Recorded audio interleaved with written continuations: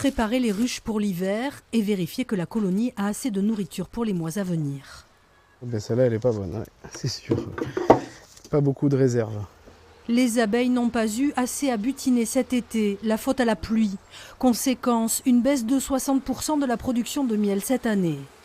Il y a très peu de miel, il y a très peu de réserves. Mais ça, c'est une colonie qu'il va falloir nourrir pour la sauver tout l'hiver, quoi.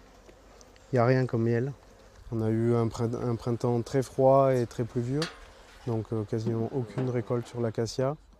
Et puis tout le mois de juillet, il y a eu cette bruine et un climat très humide.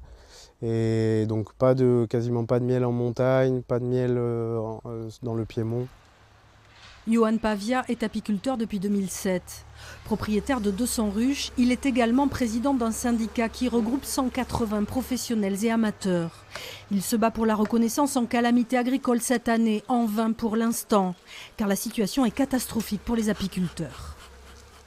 On se donne beaucoup de peine pour les faire survivre et on voit que voilà, une saison sans miel, les ruches vont pas bien et on ne peut pas faire grand-chose. Même difficulté chez le leader mondial du miel. Dans ce laboratoire, chaque échantillon est analysé avant de partir sur la chaîne d'embouteillage. Michaud Miel travaille avec 800 apiculteurs français et pose le même constat. Une baisse record de la production en France et en Europe et peu de stock en réserve.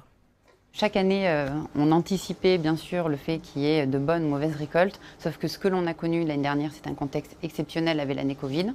Donc l'intégralité des lots ont été consommés par les consommateurs français et européens. Donc nous allons faire le maximum pour sourcer des miels d'exception en France et sur chaque territoire pour répondre à la demande de nos consommateurs.